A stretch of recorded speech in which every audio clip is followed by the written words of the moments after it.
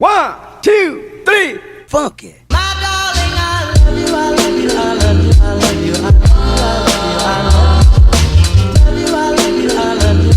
Bienvenue sur Exclusive, le podcast des cyber TDS.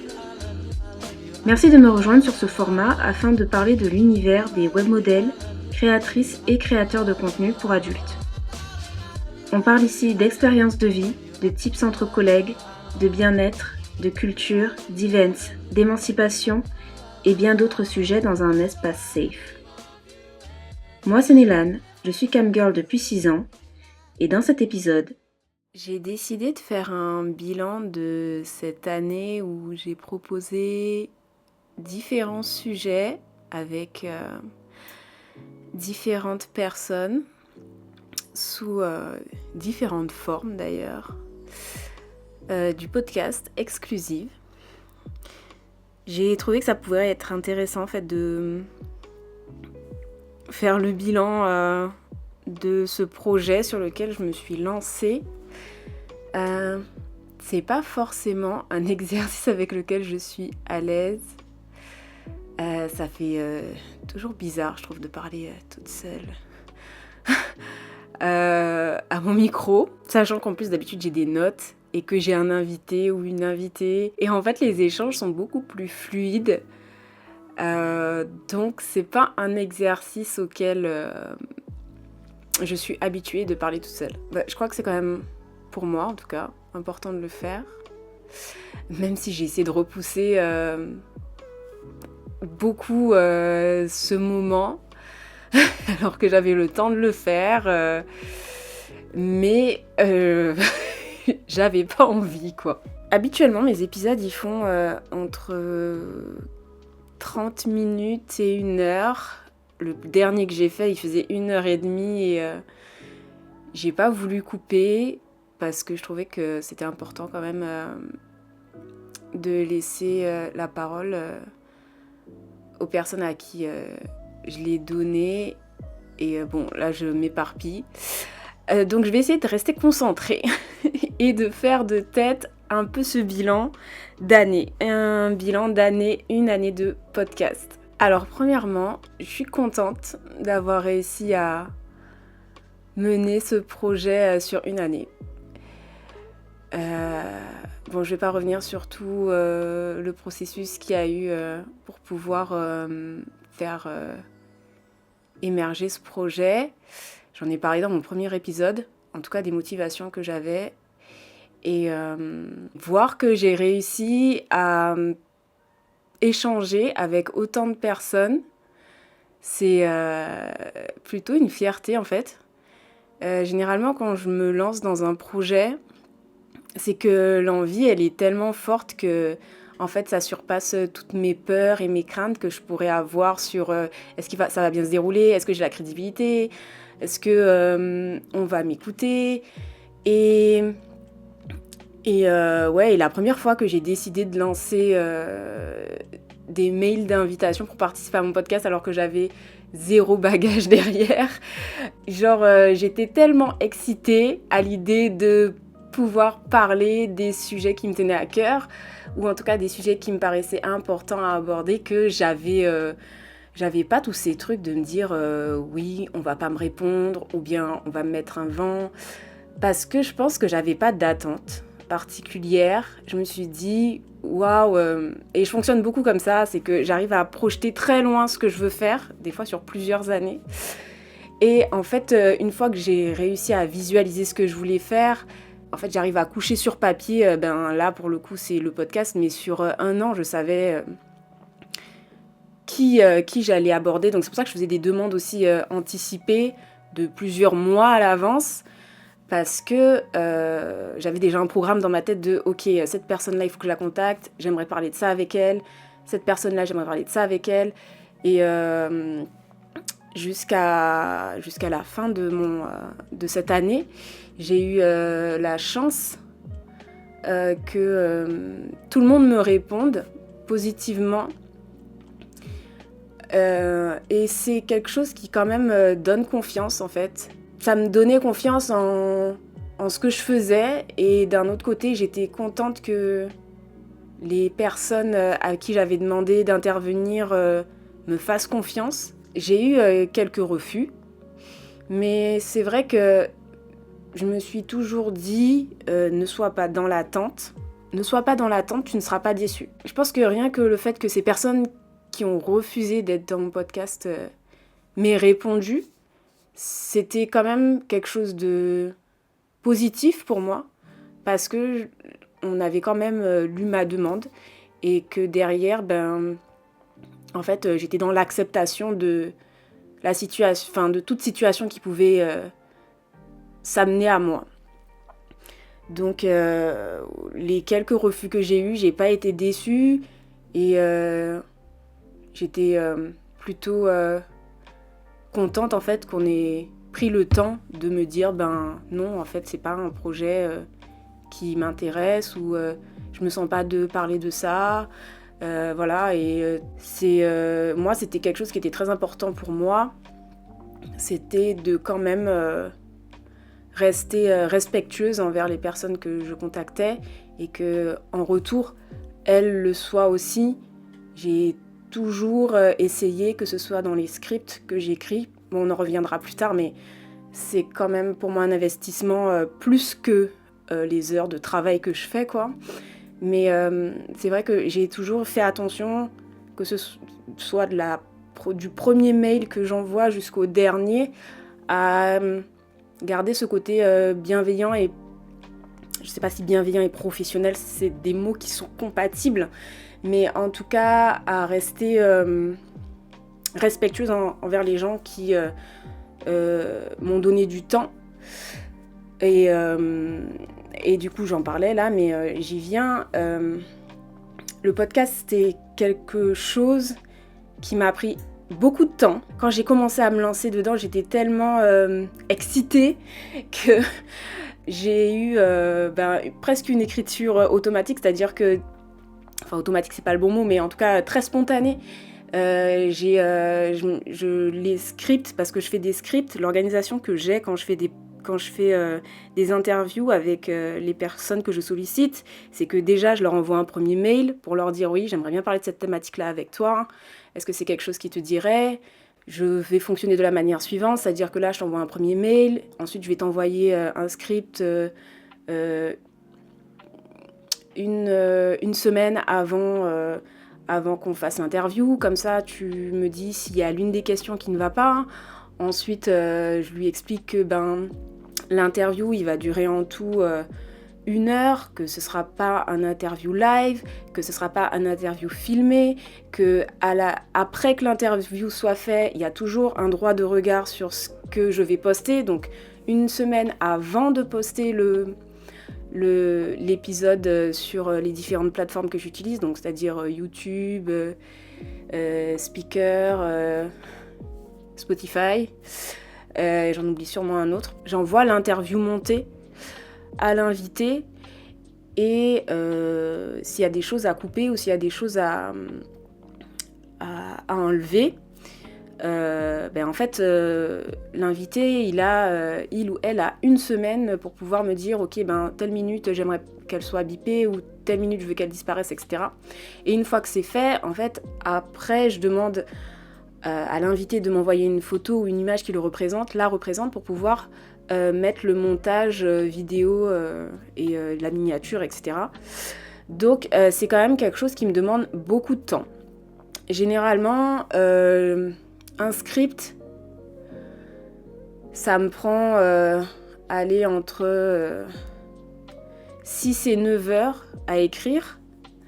Donc là, je crois que sur cette saison d'épisodes, j'ai fait 13 scripts avec généralement une trame qui commence qui est la même, c'est-à-dire que la personne se présente, etc. Et après, en fonction du sujet, on rentre dans les détails. Et c'est vrai que passer entre 6 et 9 heures sur un script et ensuite passer 1 heure d'interview et après ça, passer encore entre 6 et 9 heures de montage.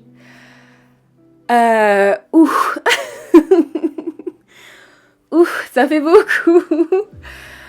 Dans les premiers épisodes, j'étais hyper excitée. C'est-à-dire que généralement quand je suis excitée, je vois pas le nombre d'heures. Enfin voilà, quand on est enthousiaste, je suis toujours enthousiaste, mais le nombre d'heures commence un petit peu à me chatouiller, quoi. Mais c'est que les premiers épisodes, comme je disais, j'étais très enthousiaste, donc je montais et j'écrivais des scripts et voilà. Mais en fait, sur une courte période, ça fonctionne. Et moi, je fonctionne beaucoup comme ça, c'est que en fait, j'ai besoin que ce que je fais ne devienne pas une tâche. Voilà, j'ai besoin que ce que je fais ne devienne pas une tâche, c'est-à-dire quelque chose de répétitif, qui a un rythme. Au bout d'un moment, ce rythme, j'ai besoin de le casser. Donc pendant une année, j'ai gardé le même rythme et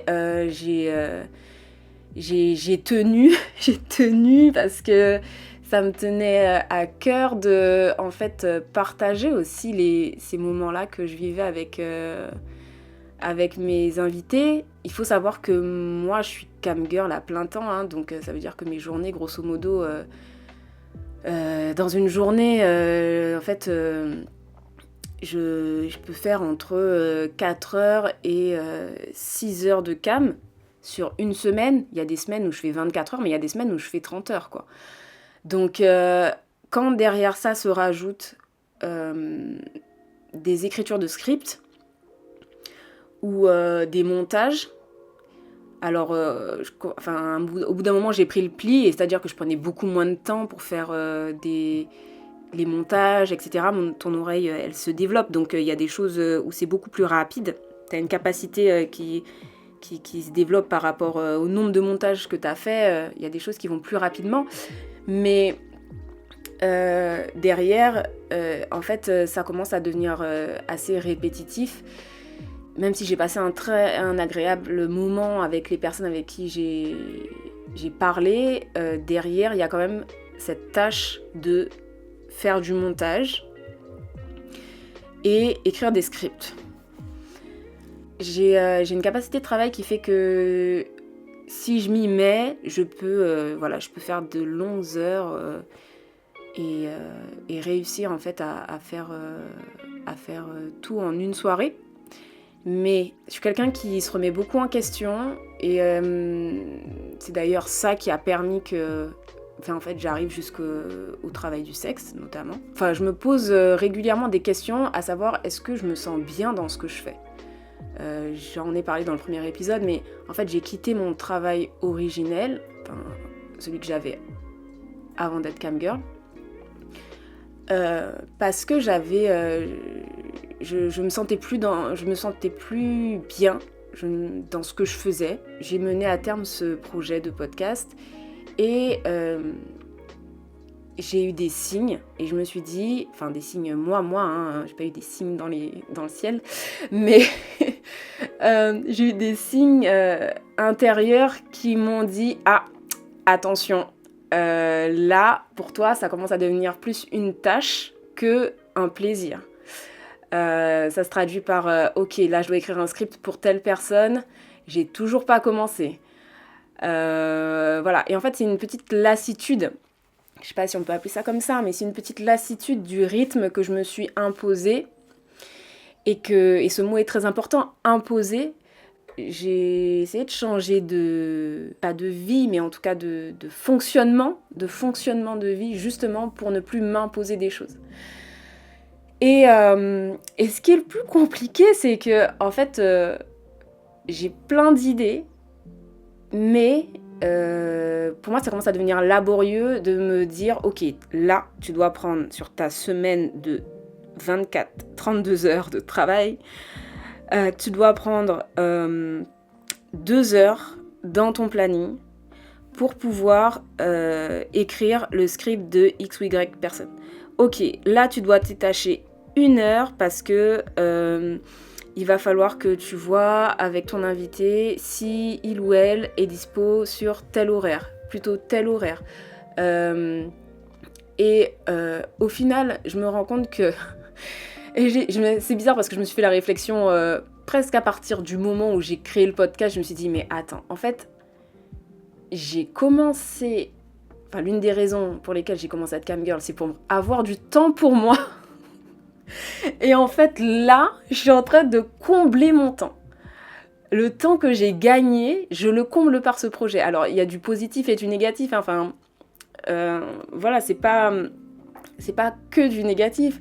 Parce que j'ai rencontré plein de personnes, j'ai échangé sur plein de sujets, ça m'a enrichi, ça a fait écho à certaines choses qui se passaient simultanément dans ma vie.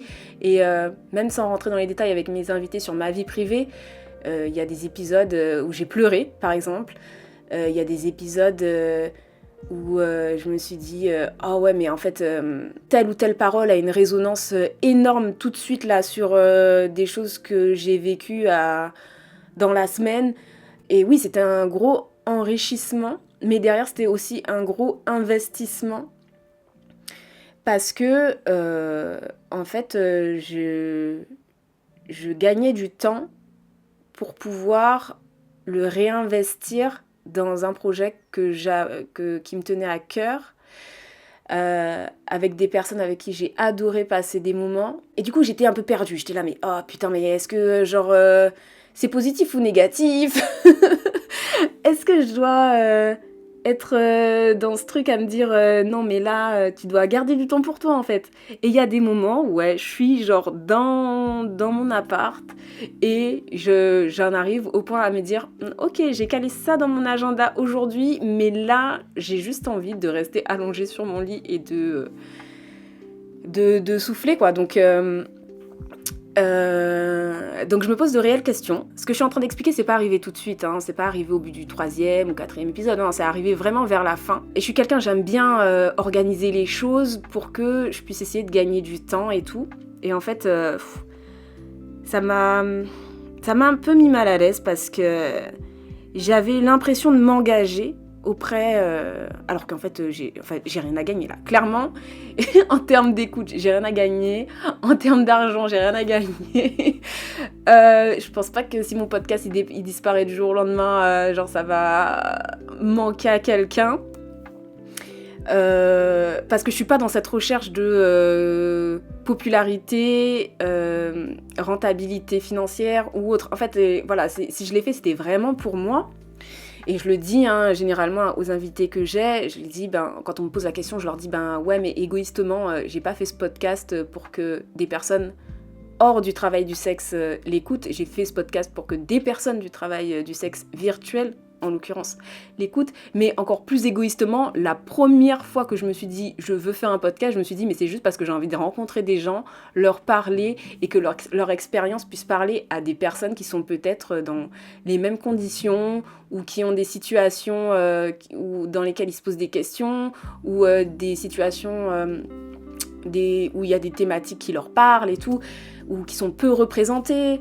Et en fait, voilà, à l'origine, c'est parti de là. Donc, à un moment donné, je me suis dit, en fait, réellement, là, j'arrive en milieu de saison. J'étais à la moitié de la saison de cette première année de podcast. Et je me suis dit, waouh, ok, là pour la saison 2, je voudrais trop parler à cette personne-là. J'aimerais trop aborder ce sujet-là. Je me suis fait mon petit calendrier. Donc, j'ai mon calendrier sur J+1. Depuis genre peut-être 9 mois. et voilà, et je me suis dit, bon après c'est aussi par rapport à mon ancien travail, donc je pense que j'ai gardé certains automatismes, donc je sais pas si c'est moi, ma personne qui fait que j'ai toujours besoin de me projeter et de visualiser ce qui va se passer à J+24 mois. Mais bon bref, tout ça pour dire que ouais, j'ai les thématiques, j'ai les personnes, mais j'ai un manque d'énergie là actuellement pour me dire est-ce que je prends du temps pour ne rien faire, parce que littéralement il faut utiliser ce mot procrastiner. Mais procrastiner, c'est pas un mot négatif pour moi, pour le coup. Procrastiner, pour moi, ça veut juste dire tu prends du temps pour prendre du temps, en fait. Prendre le temps de prendre le temps. Et avec le temps, ça fait beaucoup de temps dans une phrase. Avec le temps, je me suis dit, en fait, il n'y a rien qui arrive pour rien. Il y a une raison, voilà, il y a toujours une raison pour lesquelles les choses, elles arrivent. Si là, tout de suite, tu sens que tu as besoin de ralentir, ben ralentis. Moi, je veux que ça reste un plaisir. J'ai décidé, à l'âge de 30 ans, que les choses dans ma vie devaient être du plaisir. J'ai dit, c'est mort maintenant, c'est mort le labeur là, j'en ai marre. Je veux plus tomber dans du labeur, je veux que ma vie, ce soit du plaisir. Donc, dans ma vie, bon, il n'y a pas que du plaisir, on est d'accord, hein, mais dans ma vie là, actuelle, avec le travail avec lequel je gagne de l'argent, c'est du plaisir. Et je me suis dit, si j'ai un autre projet à côté, il faut que ça reste du plaisir. Concrètement parlant, j'ai les sujets pour la saison 2, j'ai une liste d'invités que j'aimerais avoir pour la saison 2. Maintenant, est-ce que je vais garder le même rythme ? Ça, je sais pas. Je sais pas, je suis en plein questionnement parce que je sors en fait un épisode par mois et je crois que en fait j'ai juste envie de peut-être pas en sortir autant. Je sais pas, en fait, j'ai clairement pas la vision. Je sais pas comment je vais m'y prendre. Je veux continuer à faire ce podcast. Je veux continuer à parler à des gens qui m'intriguent, qui m'inspirent, qui ont un message à faire passer. J'ai envie de continuer à parler avec ces gens parce que c'est un enrichissement personnel. Et que, bon, je l'ai déjà dit dans d'autres épisodes, mais c'est un métier où on est très isolé. Un milieu aussi où il faut faire peut-être attention aux personnes de qui on s'entoure. Et tout ça pour dire que je sais pas trop dans quel ordre ça va se passer, mais ça va se passer. Et ça va bien se passer. Ok, j'ai pas de notes en face de moi, j'ai rien du tout, donc là c'est de tête et je veux que ça reste spontané parce que c'est ce que je demande aussi à mes invités, que ça reste spontané, donc je vais jouer le jeu de ce truc un peu spontané quoi. Je vais parler d'une autre chose à laquelle je m'attendais pas, alors j'y avais même pas pensé en fait. C'est pas que je m'y attendais pas ou quoi, mais j'y avais pas pensé et j'avais pas ce petit truc, je sais pas, j'ai pas eu cette petite lumière dans ma tête qui m'a dit hey qui m'a le plus je sais pas quel mot utiliser. Ce sur quoi on va dire j'ai dû rester le plus concentrée, c'était pendant les interviews. En fait voilà, moi je pensais que pendant les interviews, enfin j'avais ce sentiment que pendant les interviews, ça allait être naturellement, ce mot il est important, naturellement fluide, et que j'aurais pas à être aussi concentrée. Putain de merde. Mais en fait, les interviews, c'est un moment où je suis hyper concentrée. Donc, j'essaie de profiter au maximum de ce moment qui est quand même privilégié pour moi parce que je parle avec des personnes qui font le même métier que moi. Je parle avec des personnes qui ont des choses hyper intéressantes à dire. Et je dois quand même garder... Voilà, je suis garante du cadre. Et l'épisode, il doit durer 1 heure. Et donc, ça veut dire que je dois recadrer. Quand on commence à déborder, je dois être attentive à est-ce que c'est ok de déborder autant ? Est-ce qu'il faut vraiment que je recentre le sujet ? Et en fait, voilà, je suis vraiment gardienne de ça. Et en fait, généralement, je demande à mes invités est-ce qu'ils ou elles veulent que je laisse mon image, la cam, quoi, qu'on garde nos cams, ou est-ce que ils ou elles préfèrent qu'on soit juste sur du sonore ? Et je pose cette question parce que, en fait, moi, je vais pas du tout voir la personne qui est en face de moi, quoi qu'il arrive, puisque, en fait, j'ai ma trame en face de moi et je dois rester hyper concentrée sur les questions, je dois rester hyper concentrée sur les réponses, les retours, les possibles transitions, et genre, pendant 1 heure, je dois être hyper focus, quoi. Et je dois essayer aussi, tu vois, de répondre, mais quand même en gardant mon naturel, mais en sachant que derrière, je vais devoir faire du montage. Donc, tous les petits en fait... Et, oh, mon Dieu, et quand je fais les montages, je suis là en mode « Oh putain, mais en fait !» Ok, je fais trop de répétitions de tels mots. Donc il faut que je me dise, sur le prochain épisode, il faut que j'essaye d'avoir des mots de transition qui soient plus différents. Ensuite, je me dis, ok, j'ai fait trop de et... Et quoi qu'il arrive, dans tous les interviews que je fais, j'ai toujours un même début de phrase, et même si je le visualise, ce début de phrase, j'arrive pas à le changer. Donc j'ai lâché l'affaire, je me suis dit, anyway, c'est comme ça. Donc ça, c'est une chose, en fait. C'est, waouh, en soi, c'est vraiment le truc auquel je m'attendais le moins. C'est le focus que je devais avoir pendant les face-à-face avec les invités. Ah, j'étais là, ouais. Et en fait, une fois que j'ai fini mon interview, il y a quand même un débrief après, donc en fonction du temps de la personne. Et moi, j'aime beaucoup insister sur le fait que, l'interview, en fait, il va durer... l'entretien va durer 2 heures ou 1h30, mais en fait, on aura une interview pleine de 1 heure. Donc ça veut dire qu'un petit peu avant l'interview, je briefe un peu la personne, je lui redemande si tout est ok pour elle ou pour lui.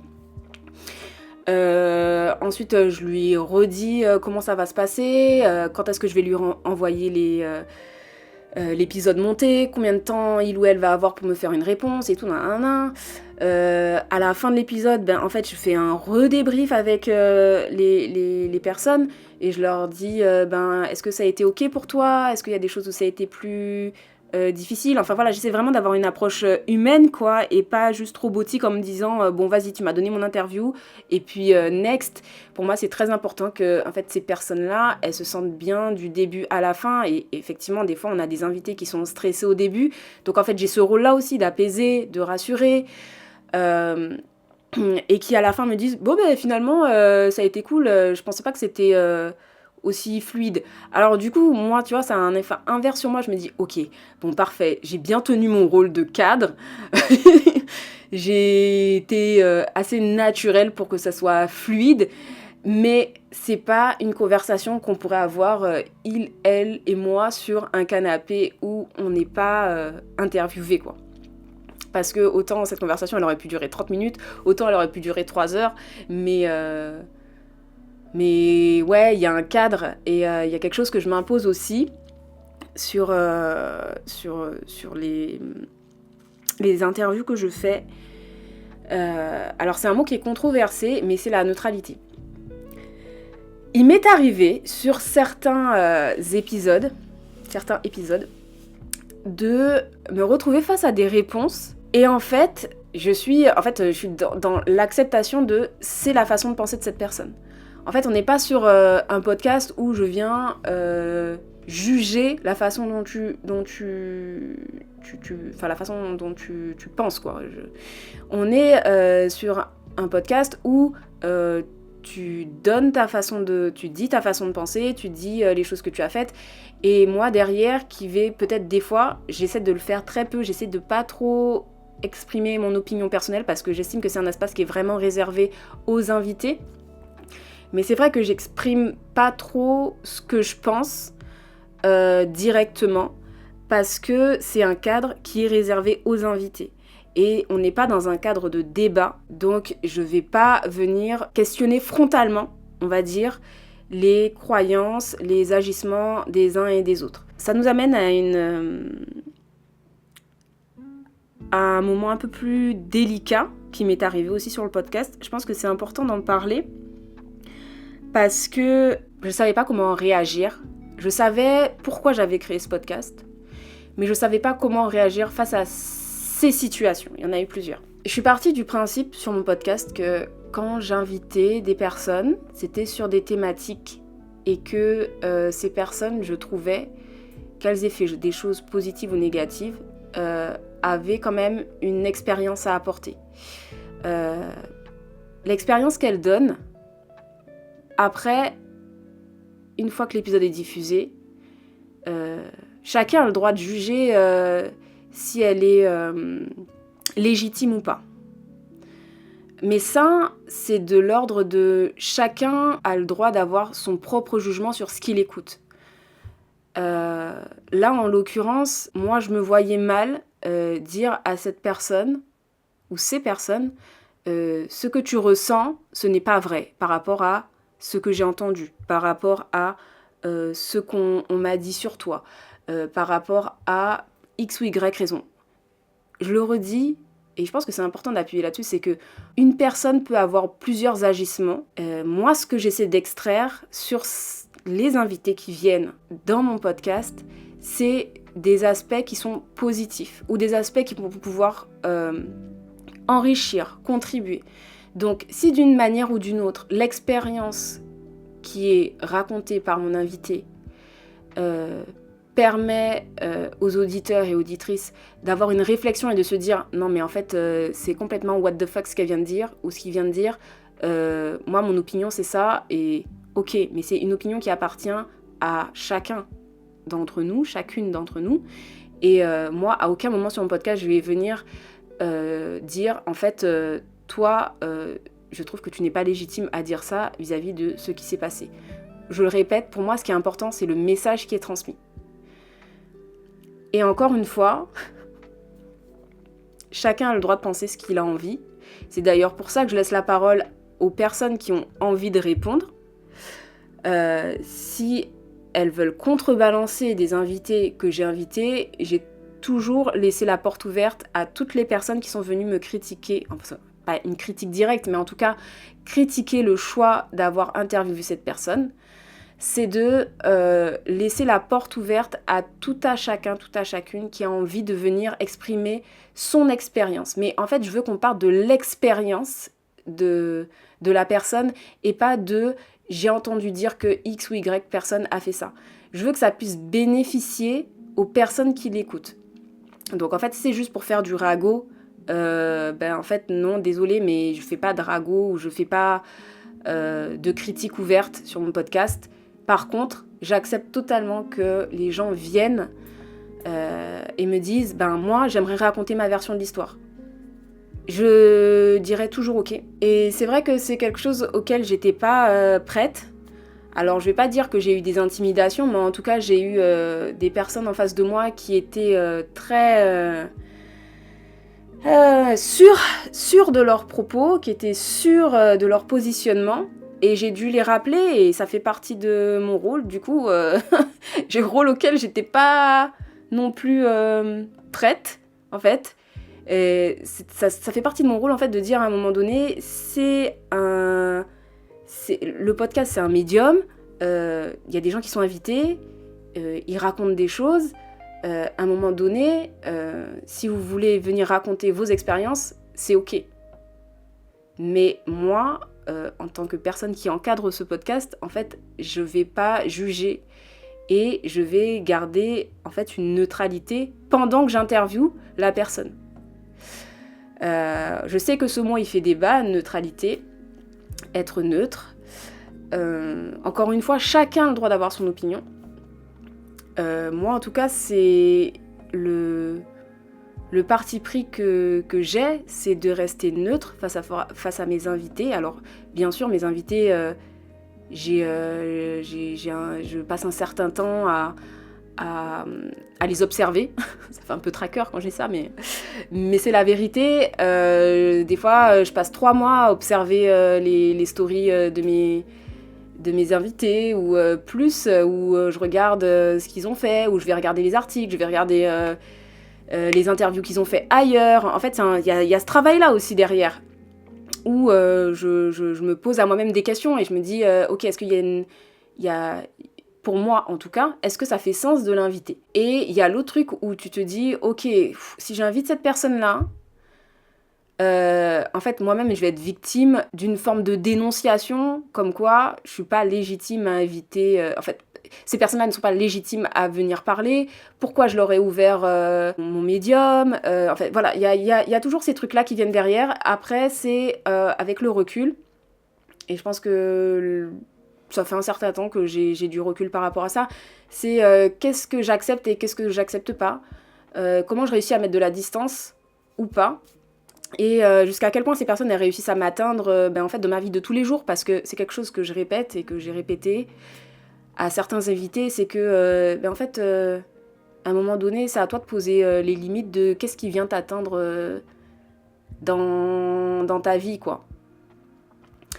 Je sais que c'est compliqué, c'est pas chacun et chacune a des limites différentes, a une manière différente de gérer les choses. Moi, en l'occurrence, sur ce cas-là, où on est venu questionner et remettre en question le fait que j'invite certaines personnes ou pas, c'est ce que je me suis dit. Et d'un autre côté, je me dis, mais attends, du coup, ça veut dire que si j'invite telle personne qui a une expérience à partager, je peux pas inviter telle autre personne qui, elle aussi, a une expérience à partager parce que elle ou ils sont en conflit. En fait, moi, ça me posait problème, quoi. Donc, j'essaie de pas... Je suis pas OK avec des comportements, mais derrière, je me dis, j'ai pas envie de fermer des portes à des personnes qui ont des choses à dire. Donc je laisse cette porte ouverte. Je sais pas si c'est bien approprié de dire ça maintenant, mais c'est une forme de liberté d'expression aussi. Après, oui, c'est à moi de savoir à qui j'ai envie de la donner ou pas, cette forme de liberté d'expression. Mais bon, c'est un test. Je pense que dans la vie, il faut faire des tests. Il faut essayer pour savoir si on est à l'aise ou pas avec ce qui se passe, avec ce qu'on dit autour de nous. Mais il y a une chose qui est certaine, c'est que j'ai pas envie de me faire influencer dans mes choix de qui j'invite ou pas sur mon podcast. Je pense que je suis pas un podcast assez populaire pour que ça puisse faire un énorme boom dans ma vie. Donc je suis contente d'avoir interviewé toutes les personnes qui sont passées sur mon podcast. Il y a une mini-série que j'ai décidé de mettre en place qui était autour des personnes en situation de handicap, tout ce qui est maladie invisible, etc. J'ai passé beaucoup de temps à préparer ce projet. On n'était pas sur du 9 heures de script, là, on était sur beaucoup plus. Pareil pour le montage, on était sur beaucoup plus. Et en fait, cette mini-série, elle devait sortir en décembre. Et j'y ai passé du temps parce qu'après, j'allais plus du tout être disponible. Et en fait, une fois que je l'ai terminé, j'étais tellement... Enfin, c'était une autosatisfaction d'avoir juste, moi, monté ça. Et un peu comme quand tu couches sur papier toutes tes émotions. Et là, pour le coup, j'avais monté toutes les émotions par lesquelles j'étais passée quand j'avais interviewé ces personnes. Et ouais, c'est vraiment un truc qui m'a marqué sur cette saison. C'est cette mini-série. Alors moi j'ai pas d'idole, hein, mais il y a des personnes dans le milieu du TDS qui m'ont marqué au tout début. Et je me suis dit, si ces personnes-là elles avaient pas été là, peut-être que j'aurais pas eu les mêmes réflexions, ou peut-être que j'aurais eu une autre vision. Enfin voilà, il y a beaucoup de personnes que j'ai interviewées qui m'ont beaucoup marqué sur les premières années de TDS que j'ai eues. Et pour moi, je pense que c'était important de les valoriser. Je pense que c'est le bon terme, les valoriser dans leurs expériences, les valoriser dans leur humanité. Et ouais, il y a des épisodes où c'était très émouvant. Enfin voilà, cette mini-série, elle a été... j'ai vraiment eu des émotions partagées. Il y en a où j'étais morte de rire et c'était... voilà, j'étais vraiment morte de rire pendant les épisodes. Et il y en a d'autres où c'était vraiment très solennel et tout. Il y en a d'autres où, ouais, j'étais vraiment... je me disais, oh, waouh. Enfin, toutes ces choses sont arrivées à cette personne. Je me dis, waouh, enfin, c'était vraiment, vraiment prenant, là, quand je vous en parle encore. J'ai un peu la voix qui tremble et tout, mais ouais, c'était dur. Et derrière, en fait, il faut quand même garder son professionnalisme et tout, si on peut dire. Mais ouais, c'est des choses qui marquent. C'est des choses qui marquent parce que les personnes qu'on interviewe vous font rentrer dans leur intimité. Alors bien sûr, pendant les 10 premières minutes, non. J'ai même envie de dire pendant les 20 premières minutes, non. Mais quand tu commences à gratter un petit peu, parce qu'en fait 1 heure c'est court d'interview, voilà, il faudrait que je fasse 1 heure toutes les semaines pour vraiment capter toute l'intensité d'un invité, toute la personnalité qu'il y a derrière l'invité. Et c'est vrai que réussir en 1 heure à capter de l'émotion, même si c'est pas ce que je cherche, mais une émotion quelle qu'elle soit, quoi, mais à capter l'humanité, en fait, qu'il y a derrière l'invité, sachant qu'on est souvent TDS, on est souvent juste que des meufs ou des mecs qui font du sexe, quoi. Donc derrière, il y a souvent que ce truc de ok, c'est son taf, mais c'est son activité professionnelle, c'est son activité principale, mais en fait on n'est pas que ça, quoi. On n'est pas que ça. Moi ça me tenait à cœur de juste avoir une conversation entre 2 personnes et pas juste avoir une conversation entre 2 travailleurs ou travailleuses du sexe. Moi c'était pas trop ça l'intérêt, c'est pour ça que sur mes podcasts en fait je reste très en surface sur cette partie-là parce que concrètement c'est pas ce qui m'intéresse. Ouais, ça a été formateur cette année. Je suis très contente de tout ce qui s'est passé. Bon, je l'ai déjà dit plusieurs fois, mais je sais pas trop comment le verbaliser autrement. Peut-être une dernière chose sur les investissements que j'ai faits pour mon podcast. Alors en fait, ce qu'il faut savoir, c'est que quand j'ai commencé à faire mon podcast, j'avais juste des petits micros cravates. Moi, j'étais partie dans une idée que... Enfin bon, c'est... La première personne que j'ai invitée, c'était une photographe. Et en fait, à l'origine, je devais la voir. Donc, j'avais acheté des micro-cravates. Et au final, on s'est pas vu, on a fait une visio. Et je me suis rendu compte à quel point le son était pas ouf. Donc, je me suis dit, ok, vas-y. Il va vraiment falloir que j'investisse dans un micro. Parce que je trouve que le son est dégueulasse. J'ai eu la possibilité d'investir dans un micro qui était beaucoup plus performant et en fait fait pour les interviews, quoi. La majorité la majorité parce que j'en ai fait un qui était en face à face, mais sinon tous mes interviews se font en visio, donc c'est plus pratique, mais en termes de son, je suis très dépendante en fait de la qualité technique qu'il y a en face. Donc c'est un des trucs qui me fait stresser aussi, c'est ok, moi j'ai un super micro, mais les gens qui sont en face, c'est leur parole qui est importante. Donc c'est eux qu'on doit bien entendre.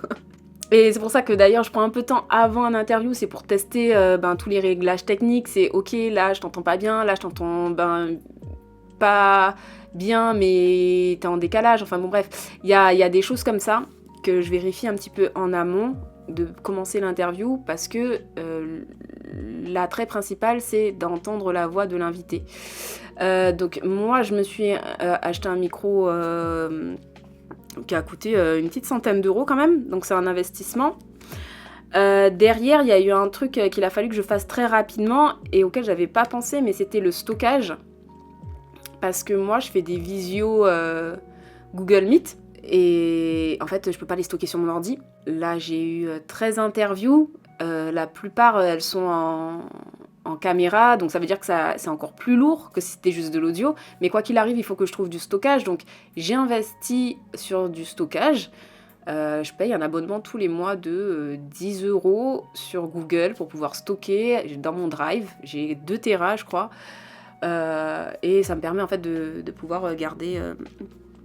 autant les interviews originaux qui sont pas du tout qui sont brutes, mais aussi tout ce qui va être les intros et après les montages que je fais directement et les épisodes qui sont montés avec les visuels et les épisodes qui sont montés sans visuel.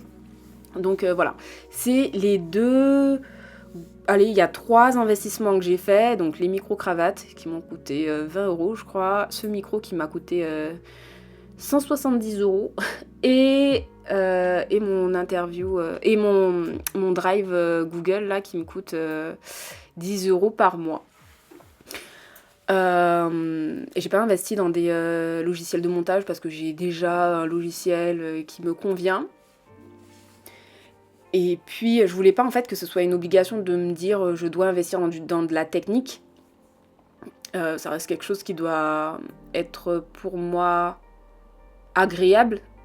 Pour moi, c'était agréable d'avoir un micro avec une qualité de voix un peu plus supérieure. Pour moi, c'était agréable d'avoir du stockage. Et en fait, je me suis dit, bon, à partir de là, c'est comme si je m'achetais un truc pour moi perso dans ma vie privée. Je le perçois pas comme un investissement obligatoire et que derrière, je dois rentabiliser. Voilà, j'ai pas ce truc de je veux rentabiliser. C'est un privilège aussi de se dire, j'ai du temps.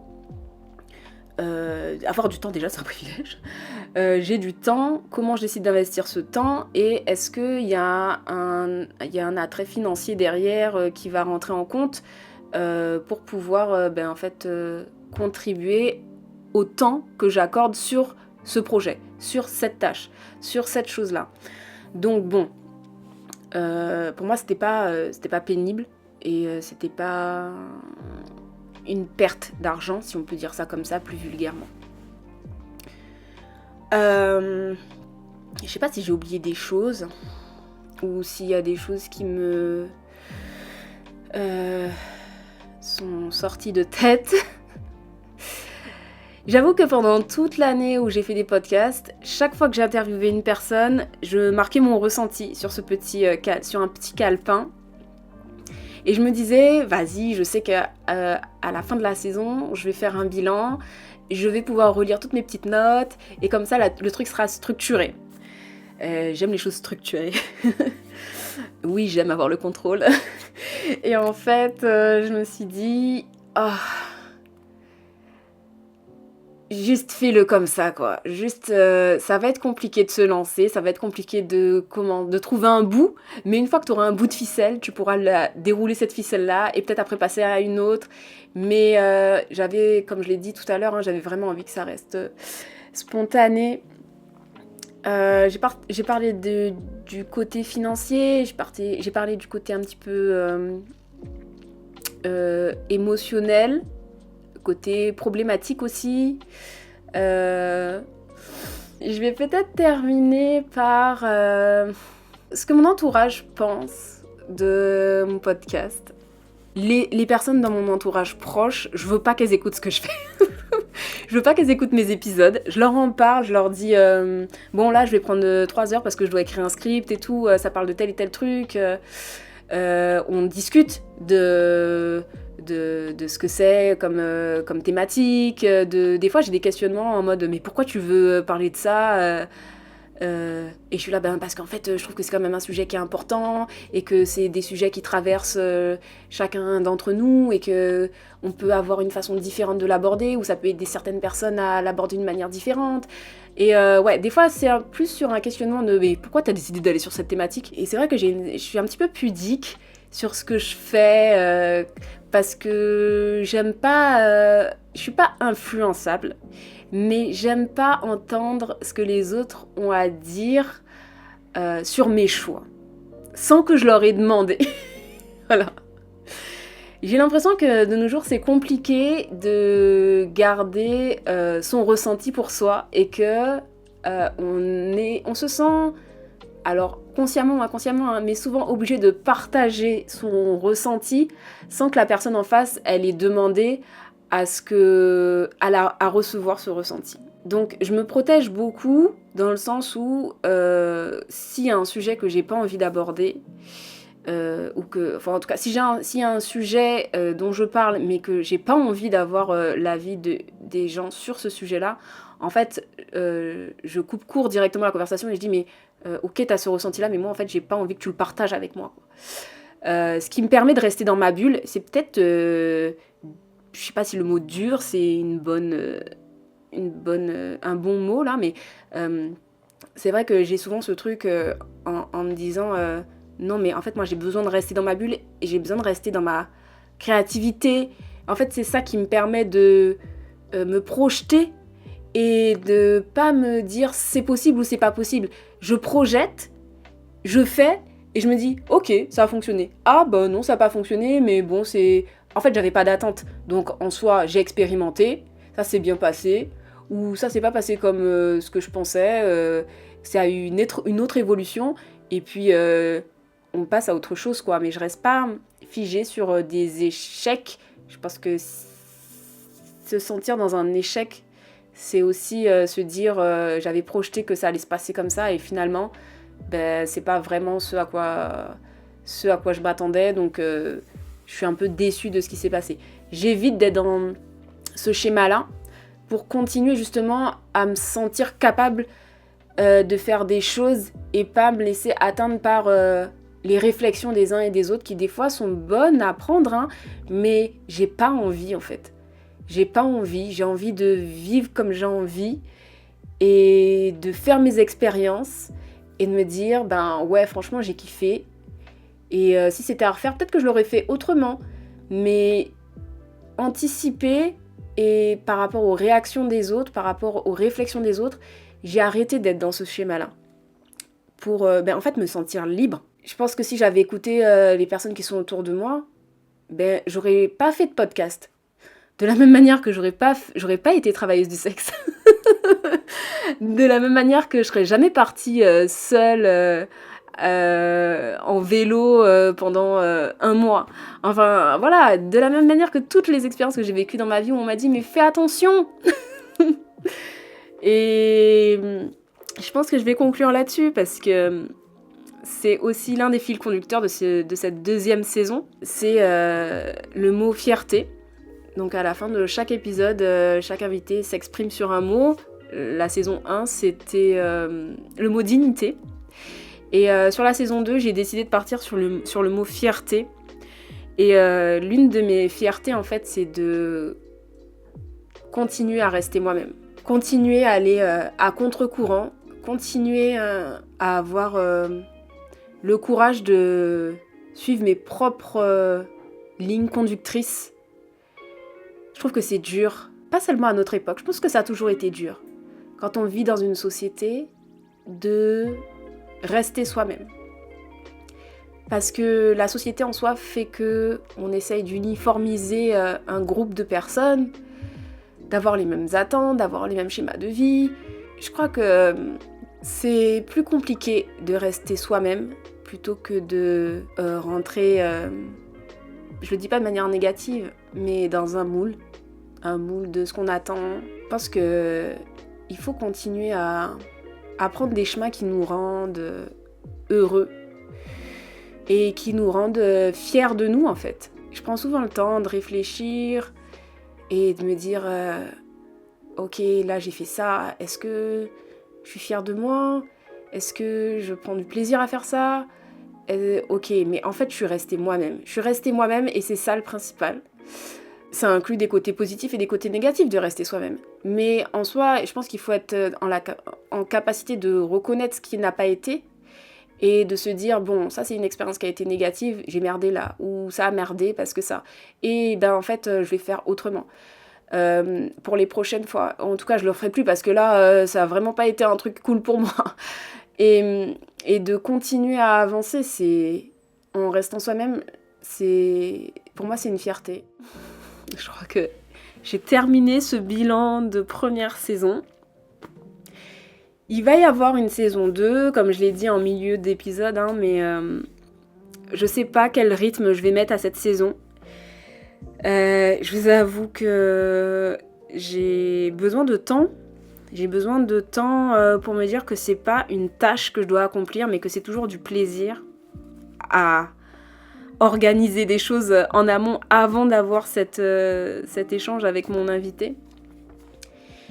Je sais aussi qu'un podcast, ça prend du temps avant de toucher un public plus large. Et j'ai envie de me dire que j'ai le temps. J'ai le temps pour que la parole des invités soit diffusée. Et je me dis, en fait, peut-être dans 5 ans, dans 10 ans, allons pas jusqu'à 10 ans, mais dans 5 ans, ces paroles, elles seront toujours là.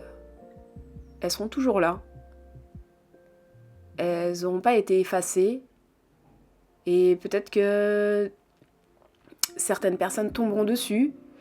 Peut-être que ça n'intéressera pas du tout et j'avoue que c'est pas un truc qui me chagrinera, quoi. Juste vivre l'instant présent et puis voir ce qui se passe après, quoi. Je me dis que rien n'arrive par hasard et que avant tout je le fais pour moi.